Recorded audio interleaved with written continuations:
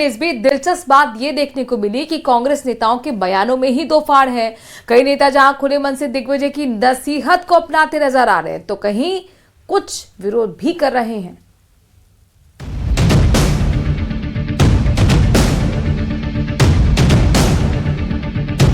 संगठन पर सवाल, कांग्रेस में बवाल।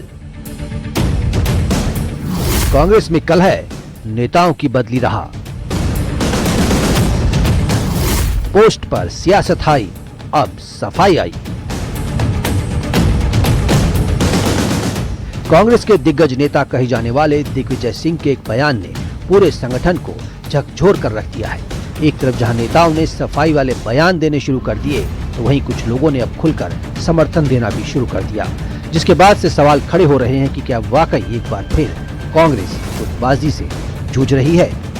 मैं भी चाहता हूं कि हमारे संगठन जरा सा मजबूत हो और हमारे संगठन के अंदर तो डिसिप्लिन होना ही चाहिए, तो लॉजिकल है। सिंह जी जो कहते हैं उस पर टिप्पणी करने की आवश्यकता नहीं है। दिग्विजय सिंह जी जो बहुत अनुभवी नेता हैं, वो जो कहते हैं वो उसको समझने की कोशिश। आरएसएस से सीख लेने की जरूरत है। जी नहीं, नेताओं ने एक ही बात को रखा, कैसे पार्टी को और मजबूत किया जाए। आने वाले समय में चुनाव है, असम में है, केरला में, उस पर पार्टी कैसे जीते। ऐसा कुछ नहीं कहा है, मैं उस प्रकरण में नहीं पढ़ना चाहता। उस चीज में ऐसी कोई बात उसने नहीं कही है, लेकिन यह है कि कांग्रेस पार्टी में सब एकजुट है। आज दिग्विजय जी भी थे, शशि थरूर जी भी थे, सारे लोग थे, सब एकजुट पार्टी के साथ सब। इस बीच मध्य प्रदेश और छत्तीसगढ़ के नेता भी कहीं न कहीं दिग्विजय सिंह का समर्थन करते नजर आए।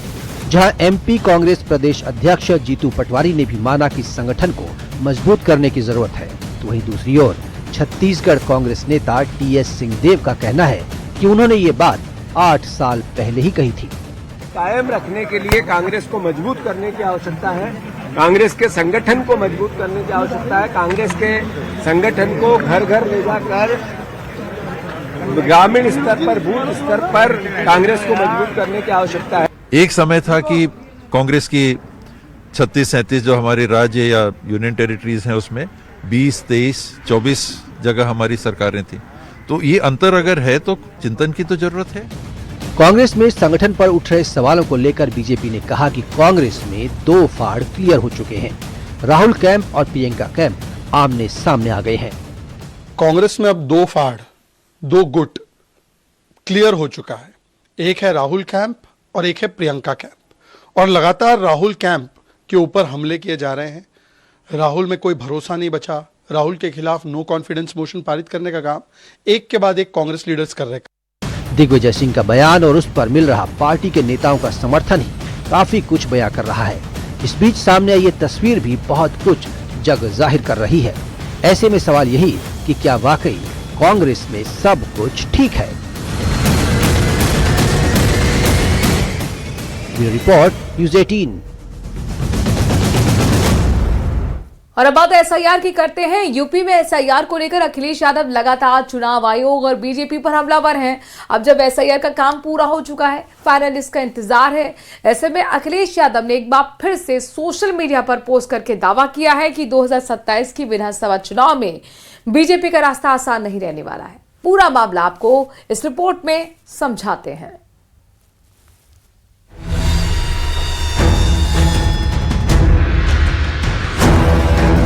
एसआईआर के बहाने एक बार फिर अखिलेश यादव ने बीजेपी को घेरने की कोशिश की है। अखिलेश यादव ने दावा किया है कि उत्तर प्रदेश में बीजेपी के ही वोट कटे हैं। उन्होंने आंकड़ा बताते हुए कहा कि हर सीट पर बीजेपी को अब 61,000 वोट कम मिलेंगे।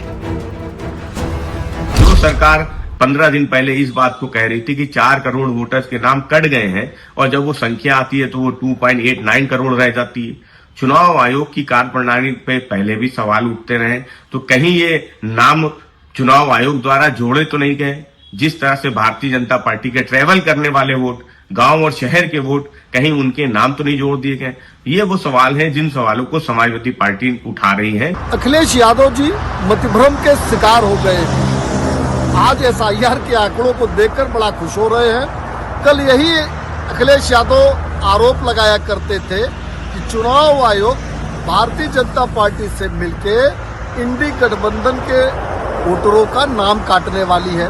अखिलेश जी पहले तय कर लीजिए कि एसआईआर ठीक है या गड़बड़ है, और यदि SIR ठीक है तो इंडी गठबंधन अखिलेश यादव राहुल गांधी को देश की जनता के सामने कान पकड़कर माफी मांगनी चाहिए कि हमने भ्रम पैदा किया। समाजवादी पार्टी के लिए हमेशा से मतदाता पुनरीक्षण कार्यक्रम एक बड़ा एजेंडा रहा। शुरू से ही SIR पर सवाल उठाने वाले अखिलेश यादव के इस नए दावे पर राजनीति के जानकार क्या कहते हैं, सुनिए। तो ये एक बहुत बड़ी चुनौती है इन लोगों के सामने। अखिलेश जी ने जो सवाल उठाए हैं वो अपनी जगह सही है, लेकिन अब इस पे चुनाव आयोग अंतिम जब सूची बताएगा तो क्या कहता है, वो कौन से नाम थे ये जो कट गए, कितने अभी नाम और स्क्रीनिंग में पड़े हुए हैं, तो एक विवाद की स्थिति हमेशा इसमें गुंजाइश बनी रहेगी। जिस मतदाता पुनरीक्षण कार्यक्रम को लेकर समाजवादी पार्टी पहले बहुत ज्यादा परेशान थी, अब आंकड़े आने के बाद पार्टी का रुख बदला सा नजर आ रहा है। अभी फाइनल लिस्ट तैयार नहीं हुआ, लेकिन सूत्रों की माने तो यूपी में 2,89,00,000 नाम काटे गए। तमाम दावों को लेकर के जिस तरह से 2027 के इलेक्शन में तमाम सियासी पार्टियां जा रही हैं, उसका नतीजा क्या निकलेगा। फिलहाल दावे अपनी तरफ से अखिलेश यादव कर रहे हैं, लेकिन उसके नतीजे को लेकर के भारतीय जनता पार्टी भी चौकन्ना नजर आती है। कैमरा पर्सन मनोज शाही के साथ अलाउद्दीन, न्यूज़ 18 लखनऊ। और अब बात कांग्रेस सांसद मणिकम टैगोर की, जिन्होंने RSS पर विवादित बयान देकर सियासत में नया घमासान छेड़ दिया है। कांग्रेस सांसद मणिकम टैगोर ने RSS की तुलना अलकायदा से कर डाली है, जिस पर बीजेपी भड़क उठी और कांग्रेस सांसद के बयान को राष्ट्रवाद का अपमान बता दिया। का और अलकायदा का संगठन ज्यादा ऑर्गेनाइज हो सकता है, इसके लिए उससे सीखेंगे क्या? अलकायदा से RSS की तुलना करते हैं, लोगों को पास जाने में बनी है, सैक्रिफाइस करने में बनी है, माहौल में बढ़ने में नहीं बनता है कांग्रेस। और महात्मा गांधी ने सिखाया, राहुल गांधी जी वो कर रहे हैं। नेता राहुल गांधी ने एक बार कहा था कि हिंदू के सो कॉल्ड आतंकी ग्रुप ज्यादा खतरनाक होते हैं और इस्लामिक जिहादी खतरनाक नहीं होते। आज कांग्रेस का 140वां संस्थापना दिवस है। इस मौके पर दिल्ली में कांग्रेस मुख्यालय में पार्टी के सभी बड़े नेता जुटे, ध्वजारोहण कार्यक्रम हुआ, साथ ही एक नए विवादित बयान से सियासी घमासान की शुरुआत भी हुई, जिसका आगाज किया कांग्रेस सांसद मणिकम टैगोर ने, जिन्होंने अलकायदा से RSS की तुलना कर डाली। क्या कुछ कहा कांग्रेस सांसद मणिकम टैगोर ने, सुनिए। बोल रहे कि संगठन उनका मजबूत है, ऐसे संगठन में जमीन का आदमी भी PM बन सकता है। संगठन आप RSS का और अलकायदा का संगठन ज्यादा ऑर्गेनाइज हो सकता है, इसके लिए उससे सीखेंगे क्या? मैं तो नहीं सीखूंगा। मैं तो गांधी का पार्टी का हूँ। गांधी का पार्टी सिर्फ एक कमरे में बनाता है। इसी दिन 140 साल का पहले 140 साल का पहले इसी दिन में एक कमरे में मुंबई में बनी थी पार्टी। लोगों का पार्टी बन गई। गरीब दबे हुए लोग सारे गांव-गांव में कांग्रेस का झंडा है। कैसे बनी है? लोगों के पास जाने में बनी है, सैक्रिफाइस करने में बनी है, माहौल में बढ़ने में नहीं बनता है कांग्रेस। और महात्मा गांधी ने वो सिखाया, राहुल गांधी जी वो कर रहे हैं। कांग्रेस सांसद मणिकम टैगोर के बयान पर बीजेपी ने आपत्ति जाहिर की है। शहजाद पूनावाला ने राष्ट्रवादियों के अपमान को कांग्रेस की पहचान बताया है। कांग्रेस पार्टी मणिकम टैगोर अलकायदा से RSS की तुलना करते हैं। ये वही कांग्रेस पार्टी है जिसने हिंदुत्व को भी ISIS और बोको हराम से जोड़ा था। ये वही कांग्रेस पार्टी है जिसके नेता राहुल गांधी ने एक बार कहा था कि हिंदू के सो कॉल्ड आतंकी ग्रुप ज्यादा खतरनाक होते हैं और इस्लामिक जिहादी खतरनाक नहीं होते। मतलब एक राष्ट्रवादी संगठन RSS जो निरंतर 100 वर्षों तक अब व्यक्ति निर्माण, चरित्र निर्माण और राष्ट्र निर्माण में लगा हुआ है, उसकी तुलना अलकायदा से करते हैं। दरअसल दिग्विजय सिंह ने सोशल मीडिया पोस्ट में RSS और PM मोदी की तारीफ करते हुए कांग्रेस को संगठन में सुधार की सलाह देते हुए RSS से सीख लेने की नसीहत दी थी, जिस पर वार पलटवार का दौर जारी है और इस दौर के बीच अब विवाद का शोर भी सुनाई देने लगा है। कांग्रेस सांसद मणिकम टैगोर ने RSS की अलकायदा से तुलना कर नए विवाद को जन्म दे दिया है, जिस पर आने वाले दिनों में सियासी संग्राम बढ़ना तय है, क्योंकि बीजेपी ने इस बयान को सीधा हिंदुत्व और राष्ट्रवाद के अपमान से जोड़ दिया है। Bureau report, news 18। पश्चिम बंगाल में TMC के निलंबित विधायक हुमायूं कबीर का एक बार फिर बाबरी प्यार झलका है। अयोध्या का जिक्र करते हुए हुमायूं कबीर में बंगाल में बाबरी मस्जिद बनाने का उनका हक बताया। हुमायूं कबीर के बयान को बीजेपी ने ममता बनर्जी के संरक्षण में दिया गया बयान बताया है, तो शिवसेना उद्धव गुट ने हुमायूं कबीर को बीजेपी का एजेंट करार दिया है। 90 से 100 सीट जीत हासिल करेगी। पश्चिम बंगाल में बाबरी नाम की मस्जिद की नींव डालने वाले टीएमसी के निलंबित विधायक हुमायूं कबीर एक बार फिर सुर्खियों में है। हुमायूं कबीर ने मस्जिद बनाने को उनका हक बताया है। हुमायूं कबीर ने कहा कि अयोध्या में मुस्लिम कम है, इसलिए मस्जिद नहीं बन पाई, लेकिन बंगाल में 37% और अकेले मुर्शिदाबाद में 72% मुस्लिम आबादी है, इसलिए उनका हक है मस्जिद बनाने का। बंगाल में तो 37% मुस्लिम आबादी है, तो 72% आबादी है मेरा मुर्शिदाबाद डिस्ट्रिक्ट में। तो यहाँ बाबरी मस्जिद बने, यहाँ का क्या तकलीफ हो रहा है मैं मालूम नहीं है। मैं किसी को तकलीफ देना नहीं चाहते, किसी को तकलीफ लेना नहीं चाहते। मेरा साफ यही कहना चाहते, जो बाबरी मस्जिद बनाने का मेरा हक है।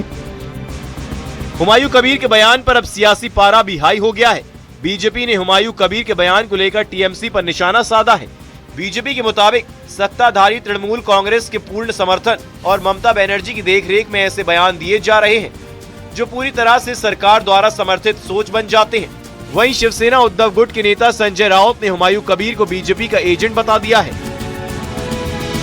प्रभु श्री राम को अपमानित करने का प्रयास करते हैं, जैसे कि इनके नेता मदन मित्रा ने कहा कि प्रभु श्री राम मुस्लिम थे, जैसे कि इनके नेताओं ने जय श्री राम का विरोध किया, जैसे कि सायोनी घोष जिन्होंने शिवलिंग का मजाक उड़ाया, जैसे कि इनके और भी नेताओं ने जिस प्रकार से हिंदू आस्था पर चोट की, तो इनके तो मन में बाबरी है। और अगर हुमायूं कबीर बाबरी बनाने की कॉल देते हैं तो वहां की सरकार कर क्या रही है? भाई जागो माँ कोई सिंगर गाती है स्टेज पे, तो टीएमसी के जिहादी कुछ लोग जाकर उसको रोक देते हैं, पिटाई करते हैं, और ये बाबरी जिंदाबाद बोल रहा है इतने दिन से, तो हुमायूं कबीर को जेल में डालो ना अभिषेक जी। इसलिए नहीं डालेंगे क्योंकि हुमायूं और टीएमसी ये दोनों एक ही सिक्के के दो पहलू। हुमायूं कबीर जो है बीजेपी का एजेंट है। जो मेरी जानकारी है, पश्चिम बंगाल में अब हुमायूं कबीर के भरोसे बीजेपी वहां चुनाव लड़ना चाहती है। ये हुमायूं कबीर जो वहां बाबरी बना रहा है, ये सीधा एजेंट है बीजेपी का। और हुमायूं कबीर के भरोसे अगर बीजेपी चुनाव लड़ना चाहती है तो ये हमारे वेस्ट बंगाल के सभी जो बंगाली भाई है उसने ये धोखा समझ लेना चाहिए। पश्चिम बंगाल में विधानसभा चुनाव नजदीक है और उससे पहले हुमायूं कबीर ने बाबरी मस्जिद की नींव रखकर धर्म की सियासी इमारत खड़ी कर दी है। अब इस इमारत पर किसका परचम बुलंद होगा, ये तो बंगाल की जनता तय करेगी। Bureau report, news 18। एक जादुई दुनिया बन चुका है। पर्यटक दूर दूर से आ रहे हैं और कोई पहली बार बर्फ छूने, कोई गोंडोला से अपराजिता पीक के नजारे देखने, तो कोई सिर्फ कश्मीरी मेहमान नवाजी का मजा लेने।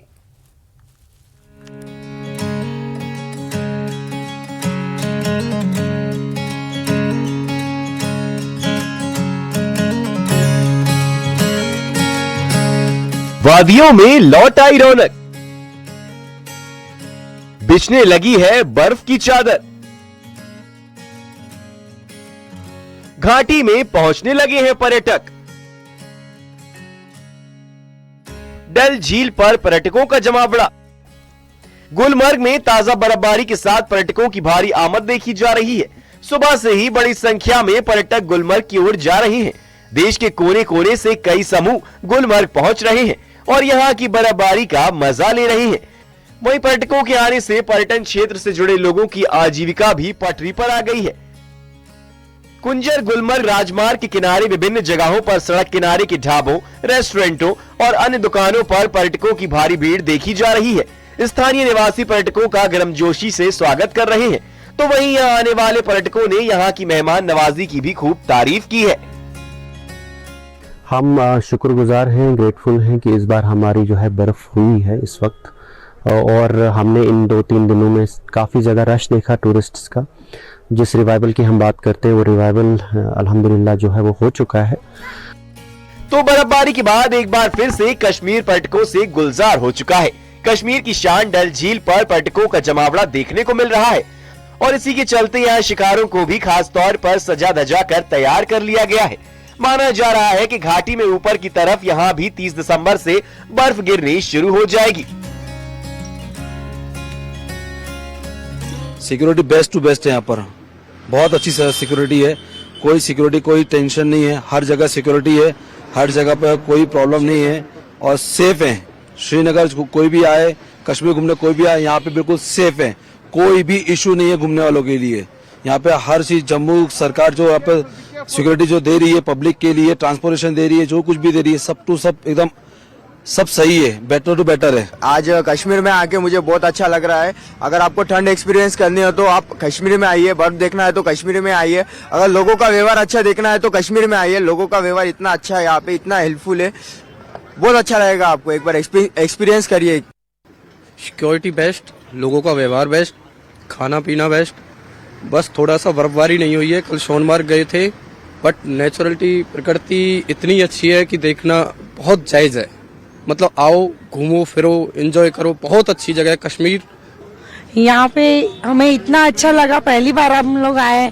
यहाँ पे जन्नत है, जन्नत। जन्नत के अलावा कहाँ जाना है आपको कुछ देखने, तो यहाँ कश्मीर तुम आ सकते हो। और ये सीजन है जो अभी स्टार्ट हुई है वो बहुत खूबसूरत हुई है, तो प्लीज आप लोग सब यहाँ पे आइए और एंजॉय कीजिए शिकारा का सब तरीके से। पहले तो हम छोटे थे और अभी आने में तो हमें ऐसे डर लग रहा था कि कैसा होगा यहाँ पे, बट देखा जाए तो यहाँ इतना सेफ महसूस हो रहा है। अभी इतनी सिक्योरिटी है, हर जगह आर्मी ऑफिसर्स तैनात है, इतना सेफ फील हो रहा है हमें ऐसी ठंडी में आकर भी। और इतना खूबसूरत है यहाँ पे, सब जगह इतना ब्यूटीफुल है। शिकारा में भी हम रुके थे और ठंड तो इतनी अच्छी है ना, किसी एकदम मजा ही आ जाए। और बर्फबारी भी हो रही है यहाँ पे, तो बहुत अच्छा मौसम हो रहा है। देखा ना आपने, कश्मीर के ये शानदार नजारे अपनी खूबसूरती को तो बयां कर ही रहे हैं, लेकिन साथ ही ये पुकार रहे हैं आपको, ताकि आप भी यहाँ की खूबसूरती का दीदार कर पाएं, कश्मीर को करीब से देख पाएं। Bureau report, news 18।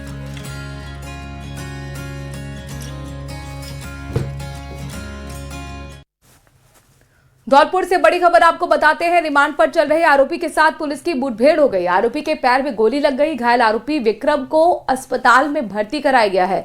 बरामदगी के लिए खेतों में लेके गई थी पुलिस। आरोपी ने पिस्टल छीनी और आरोपी की फायरिंग के जवाब में पुलिस ने भी जवाबी कार्रवाई की। कंचनपुर थाना क्षेत्र के ITI मोड़ जरारी रोड के पास ही मुठभेड़ हुई है।